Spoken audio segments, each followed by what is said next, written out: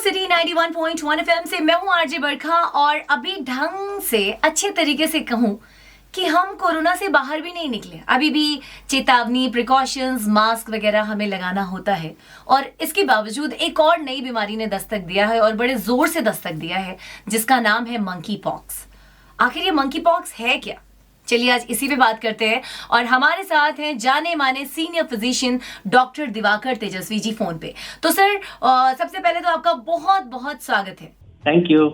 क्या बात है सर। सबसे पहला सवाल ही मेरा ये है कि ये मंकी पॉक्स है क्या? देखिए, मंकी पॉक्स एक वायरल डिजीज है और ये स्मॉल पॉक्स ग्रुप के वायरस, ऑर्थोपॉक्स वायरस उस ग्रुप का वायरस होता है, वही एक्टिवेटेड हुआ है और उस वायरस से होने वाली बीमारी को मंकी पॉक्स नाम दिया गया है। लेकिन शुरुआती दौर में मंकी से ह्यूमन बीइंग में ट्रांसमिटेड हुआ था, जूनोटिक डिजीज कहते हैं, जो एनिमल से ह्यूमन बीइंग में ट्रांसमिट हुए हैं। लेकिन अब मुख्यतः ये ह्यूमन से ह्यूमन में ट्रांसमिट हो रहा है, इसलिए मंकी पॉक्स नाम का जो अभी ये मिसनोमर है, ये मंकी से नहीं होगा, ह्यूमन से ह्यूमन भी होता है, इसलिए इसका नाम ह्यूमन पॉक्स करने के लिए WHO को भी लिखा गया है। और अभी ये वायरस करीब करीब 70 कंट्रीज में पाया गया है और ये वायरस अभी फैल रहा है, तो इसलिए WHO ने इसे पब्लिक हेल्थ ग्लोबल इमरजेंसी भी डिक्लेयर किया है। यस सर, मैं इसी पे आने वाली थी कि मतलब WHO ने भी इसे ग्लोबल हेल्थ इमरजेंसी करार दिया है। तो क्या ये कितना डेंजरस है? क्या ये जानलेवा है? क्या ये खतरनाक है? देखिए, ये जानलेवा तो नहीं है और प्लस बहुत ज्यादा जैसे कोविड ट्रांसमिसिबल होता है एयर पोमाइट से, एयर ड्रॉपलेट से, उस तरह से इसकी ट्रांसमिशन नहीं होती है अभी तक जो आए हैं। इसकी ट्रांसमिशन जो पेशेंट होते हैं, जिनके रैशेस होते हैं, जिनके सिक्रीशंस होते हैं, उनके डायरेक्ट कांटेक्ट में आने से होता है। और अभी तक जितने आंकड़े आए हैं उसमें 99% जो है वो सेक्सुअली एक्टिव या सेक्सुअली ट्रांसमिटेड इन्फेक्शन के रूप में ही सामने अभी आया है। जितनी भी डेटा एक्सट्रापोलेशन हुआ है, जितने भी डेटा की जानकारी है, उसमें ये मुख्य से सेक्सुअली ट्रांसमिटेड इन्फेक्शन के रूप में भी सामने को देखा गया है। लेकिन ये साथ ही साथ जो इन्फेक्टेड पर्सन है, जिनके रैशेस निकले हुए हैं, ब्लिस्टर निकले हुए हैं, सिक्रीशंस निकल रहे हैं, उनके कांटेक्ट में आने से भी ये फैल सकता है एक से दूसरे में।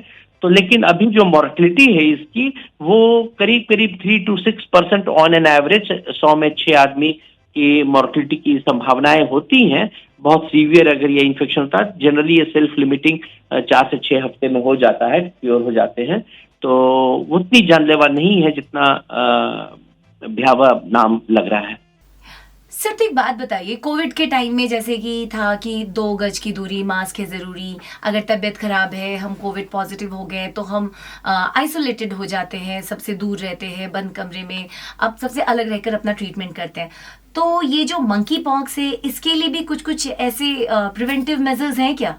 मंकी पॉक्स से बचने के लिए वही सब प्रिकॉशंस लेने होते हैं जो अन्य वायरल डिजीज के लिए होते हैं। ऐसा देखा गया है कि जो सिक्रीशंस होते हैं, जो इन्फेक्टेड पर्सन है, उसके इन्फेक्शन के जो रीशन है उसके कांटेक्ट में आने से होने की संभावनाएं होती हैं। और कभी कभी यदि ये ड्रॉपलेट से भी नजदीक रहने से एक से दूसरे में होने की संभावना होती है। तो जो प्रिकॉशन कोविड में लेते हैं, जैसे हैंड हाइजीन मेंटेन करना, हाथ को साफ रखना, मास्क का प्रयोग करना और क्राउडेड एरिया में नहीं जाना, ये सब इसमें भी उपयोगी सिद्ध होता है अपने को बचाव करने में। और साथ ही साथ बहुत जगह पर जहां एंडेमिक है, जहां मंकी पॉक्स ज्यादा तेजी से फैल रहा है, वहां पर स्मॉल पॉक्स के वैक्सीन भी इसमें कारगर सिद्ध हुए। जो स्मॉल पॉक्स इरेडिकेट हम लोग 1980 में हुआ था, उसके वैक्सीन बहुत जगहों पर है उपलब्ध, तो वो वैक्सीन भी इसके लिए कारगर होता है। और मंकी पॉक्स के स्पेसिफिक वैक्सीन भी बनने तैयार हो गए हैं। तो अन्य स्थानों पर जहां जहां ये तेजी से फैल रहा है, वहां वैक्सीनेशन की प्रोसेस भी चालू है।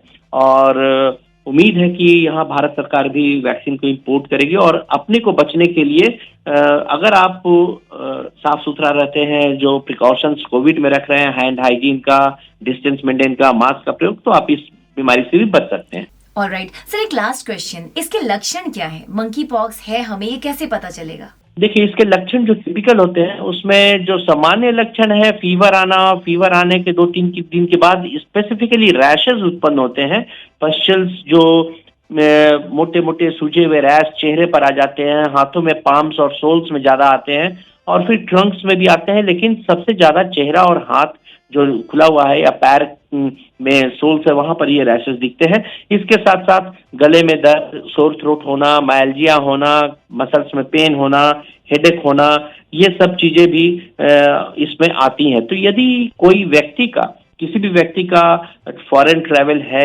या ऐसे कॉन्टैक्ट है जो जिनको इस तरह की बीमारियां हुई हैं, बेसिकली जो अभी तक देखे गए हैं जो गे पॉपुलेशन है, men having sex with male, और जो कमर्शियल सेक्स वर्कर्स के साथ में अगर इन्फेक्टेड हैं, तो चूंकि ये एसटीआई सेक्सुअली ट्रांसमिटेड इन्फेक्शन के रूप में भी देखा जा रहा है, तो उस तरह के अगर लक्षण आ रहे हैं, एनल पेन हो रहा है, इन्फ्लेमेशन हो रहा है, या जेनाइटल एरिया में इन्फ्लेमेशन हो रहा है, रैशेज है, तो ये सब लक्षण है, तो अपने को समझना चाहिए, विशेषकर रैशेज जो है तब बहुत सतर्क हो जाना चाहिए।